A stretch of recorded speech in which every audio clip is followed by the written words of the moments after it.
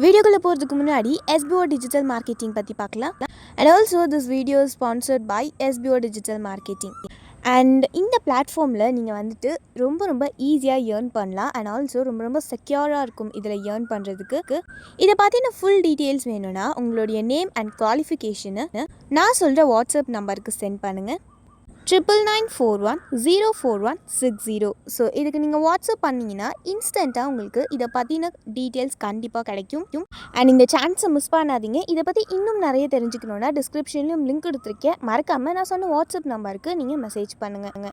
So இப்போ வாங்க வீடியோக்குள்ளே போகலாம். ஸ்கிப் பண்ணாதீங்க. பெரிய தப்பு. தினம் 300 ரூபாய் சம்பாதிக்க அரிய வாய்ப்பு. இன்ஸ்டாகிராம், ஃபேஸ்புக் பயன்படுத்த தெரிந்தால் போதும் content post and content publishing மூலமா தினம் 300 ரூபாய் சம்பாதிக்கலாம். இந்த வேலை செய்ய 5 நிமிடம் போதும். Work training support, group communication support, all language customer live chat support, முக்கியமா சொந்தமா ஒரு பிசினஸ் ஸ்டார்ட் பண்ற அளவுக்கு உங்களால கற்றுக்கொள்ளவும் முடியும், சம்பாதிக்கவும் முடியும். இந்த வேலை வாய்ப்பு வழங்குவது 5 வருடத்திற்கு மேல ரன் ஆகிட்டு இருக்க நம்ம தமிழ்நாட்டு company school of business organisation private limited. மேலும் விவரங்களுக்கு டிஸ்கிரிப்ஷன்ல கொடுத்திருக்க நம்பருக்கு வாட்ஸ்அப் பண்ணுங்க.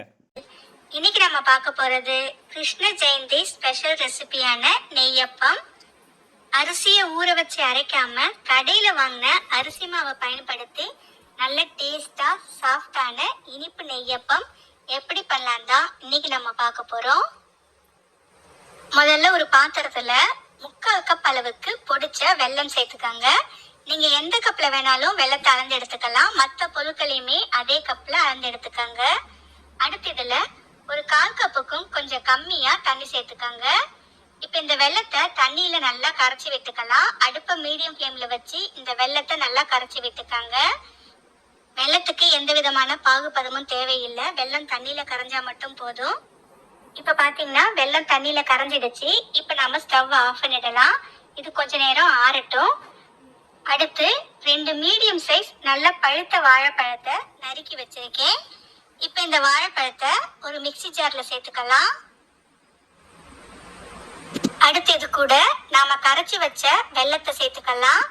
வெல்லம் நல்லா ஆறுனதுக்கு அப்புறமா வடிகட்டி சேர்த்துக்காங்க. கூடவே வாசனைக்காக 2 ஏலக்காய், கொஞ்சமா உப்பு, இனிப்பு நல்லா எடுத்து கொடுக்கறதுக்காக. இப்ப முதல்ல இது எல்லாத்தையுமே சேர்த்து நல்ல மைய அரைச்சி எடுத்துட்டு வந்துடுங்க. இப்ப பாத்தீங்கன்னா நல்லா அரைச்சி எடுத்தாச்சு. இப்ப இது கூட 1 கப் அளவுக்கு அரிசி மாவு சேர்த்துக்காங்க. கடையில வாங்கின அரிசி மாவு தான் சேர்த்திருக்கேன். நீங்க எந்த கப்பால வெல்லம் அளந்தீங்களோ அதே கப்ல 1 கப் அளவுக்கு அரிசி மாவு. இப்ப இது எல்லாத்தையும் சேர்த்து திரும்பவும் நல்ல மைய அரைச்சி எடுத்துட்டு வந்துடுங்க. எல்லாத்தையும் சேர்த்து அரைச்சி எடுத்தாச்சு. மாவு பார்த்தீங்கன்னா ரொம்பவும் கெட்டியா இருக்கிற மாதிரி இருக்கு. அதனால இது கூட கொஞ்சமா தண்ணி சேர்த்து திரும்பவும் ஒரு சுத்தி எடுத்துட்டு வந்துடுங்க. இப்ப இத வேறொரு பாத்திரத்துக்கு மாத்திடலாம். மாவோட கன்சிஸ்டன்சி பார்த்தீங்கன்னா ரொம்பவும் கெட்டியா இருக்கக்கூடாது, அதே மாதிரி ரொம்பவும் தண்ணி ஆயிடக்கூடாது. இந்த பதத்துக்கு இருந்துச்சுன்னா நமக்கு பணியாரம் நல்லா சாஃப்டாவே இருக்கும். அவ்வளவுதான். இப்ப இந்த மாவை ஒரு மூடி போட்டு மூடி வச்சிடுங்க. ஒரு 2 மணி நேரம் அப்படியே இருக்கட்டும். இந்த மாவை உடனே கூட பணியாரம் செய்யலாம். ஆனா 2 மணி நேரம் கழிச்சு செய்யும் போது இன்னுமே நமக்கு நல்லா சாஃப்டாவும் டேஸ்டாவும் இருக்கும். அதுக்காகத்தான் 2 மணி நேரம் கழிச்சு பாத்தீங்கன்னா மாவு இன்னுமே நல்லா நமக்கு சாஃப்டா ஊறி வந்திருக்கும். மாவோட கன்சிஸ்டன்சி பாத்தீங்கன்னா நல்லாவே தெரியும். நல்லா சாஃப்டாவும் ஸ்மூத்தாவும் இருக்கு. இந்த அளவுக்கு இருந்துச்சுன்னா நமக்கு அப்போ நல்லா சூப்பராகவே வரும். இந்த சமயத்துல தேவைப்பட்டா பொடியாய் நறுக்கிய தேங்காய் இல்லைன்னா முந்திரி பருப்பை நெய்யில வறுத்து கூட சேர்த்துக்கலாம். டேஸ்ட் நல்லா இருக்கும். எல்லாமே உங்க விருப்பத்துக்கு ஏற்ற மாதிரி நீங்க சேர்த்துக்கலாம். அடுத்து ஒரு துளி அளவுக்கு ஆப்ப சோடா சேர்த்துக்காங்க. கூடவே ஒரே ஒரு டேபிள் ஸ்பூன் தண்ணி மட்டும் சேர்த்து நல்லா கலந்து விட்டுக்காங்க. ஆப்ப சோடா ஆப்ஷன் தான். அப்பம் ரொம்ப நேரம் ஆனாலும் நல்லா சாஃப்டாவே இருக்கணும்னு நினைச்சீங்கன்னா கொஞ்சமா ஆப்ப சோடா சேர்த்து செஞ்சுக்காங்க. தேவையில்லைன்னா ஸ்கிப் பண்ணிக்கலாம். இப்ப பாத்தீங்கன்னா நமக்கு மாவு ரெடி ஆயிடுச்சு. அடுத்து ஒரு குளிக் பணியார சட்டியில தேவையான அளவு நெய் இல்லைன்னா எண்ணெய் சேர்த்து சூடு பண்ணிக்கங்க.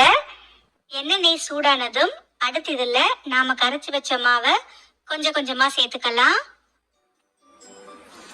எல்லா மாவையும் சேர்த்ததுக்கு அப்புறம் அடுப்பை மீடியம் லோ ஃப்ளேம்ல வச்சு வேக விடுங்க. ஒரு பக்கம் லேசா செவக்க ஆரம்பிச்சதுக்கு அப்புறமா அடுத்த பக்கமும் திருப்பி விட்டுக்கங்க. அடுத்த பக்கமும் திருப்பி விட்டு திரும்பவும் லோ ஃப்ளேம்ல வச்சு ஒரு 2-3 நிமிஷத்துக்கு வேக விடுங்க. 2 பக்கமும் நல்லா இந்த அளவுக்கு செவந்து வந்ததுக்கு அப்புறமா நாம இதை வெளியே எடுத்துடலாம். அவ்வளவுதான். இதே மாதிரி எல்லா மாவையும் சுட்டு எடுத்துக்கங்க. அவ்வளவுதான் ஃப்ரெண்ட்ஸ், நல்ல டேஸ்டான நல்ல சாஃப்டான நெய்யப்பம் சூப்பராக ரெடி ஆயிடுச்சு. இந்த ரெசிபியை உங்க வீட்டில் ஒரு முறை ட்ரை பண்ணி பார்த்துட்டு எப்படி இருங்க. இந்த ரெசிபி உங்களுக்கு பிடிச்சிருந்தா லைக் பண்ணுங்க, ஷேர் பண்ணுங்க.